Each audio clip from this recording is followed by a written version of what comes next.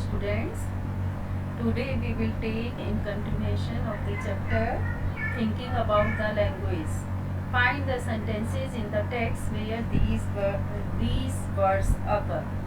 Erupt, search, trace, undistinguished, casualty. Look these words up in a dictionary which gives examples of how they are used.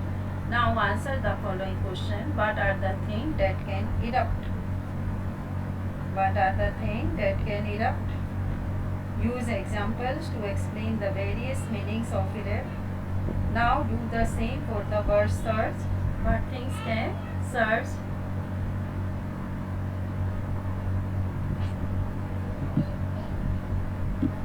What are the meanings of the word trace?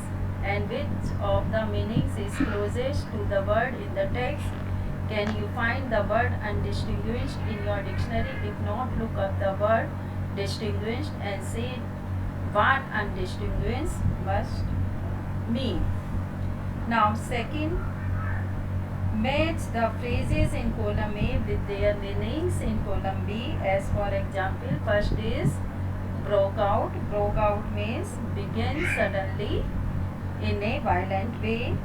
Second is in accordance with, according to a particular rule, principle or system.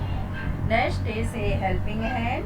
A helping hand means assistance, could not stomach, was not able to tolerate, generosity of spirit, an attitude of kindness, a readiness to give freely, figures of authority, persons with power to make decision. So students, you can match them. Now see next exercise.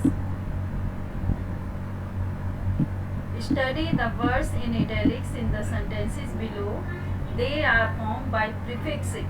Prefix and suffix, these are to, un or in, to their antonyms. Antonyms make opposite words, opposite in meaning. I was a short boy with rather undistinguished looks. Un means not. My austere father used to avoid all inessential comforts. In plus essential, in is prefix. The area was completely unaffected by the war. Un plus affected. Un is prefix. He should not spread the poison of social inequality and communal intolerance. In this sentence, there are two words, inequality in plus equality and intolerance in plus tolerance. Now form the opposite of the words below by prefixing un or in. The prefix in can also have the forms ill, or im. For example, illiterate, impractical, im plus practical, irrational, ir plus rational. You may consult a dictionary if you wish. Here are some words: educate, inadequate, demanding, undemanding, patriotic,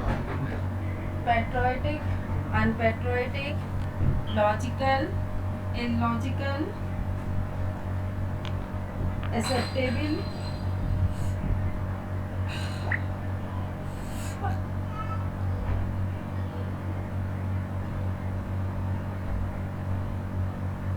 inacceptable, active, inactive, disputed, undisputed, disputed, legal, illegal, regular, irregular, true,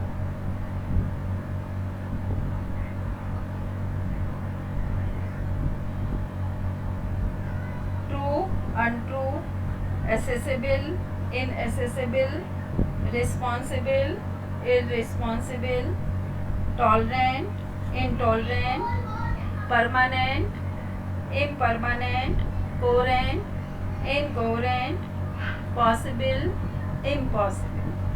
So these are opposites using prefix. Study these sentences. Passive voice. My parents were regarded to see. were regarded was asked, such problems have to be confronted.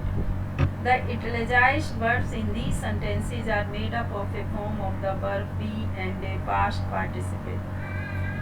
For example, were regarded, was asked, be confronted.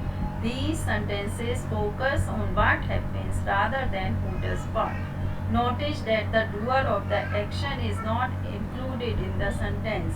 If necessary, we can mention the doer of the action in a by phrase. For example, the tree was struck by lightning. The flag was unfurled by the chief guest. Now, rewrite the sentences below, changing the verbs in brackets into the passive form. In yesterday's competition, the prizes given away by the principal. Now, what would be the prizes? Were.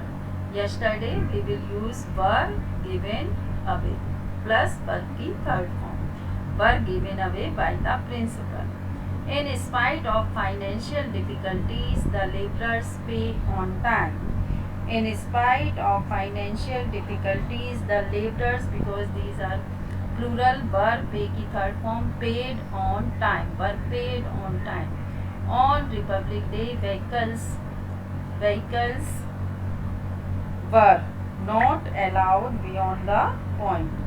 Second-hand books were bought and sold on the pavement every Saturday. Are bought and sold. Elections to the Lok Sabha are held every 5 years. Our national anthem has been composed by Rabindranath Tagore. So students, I think you are able to understand this.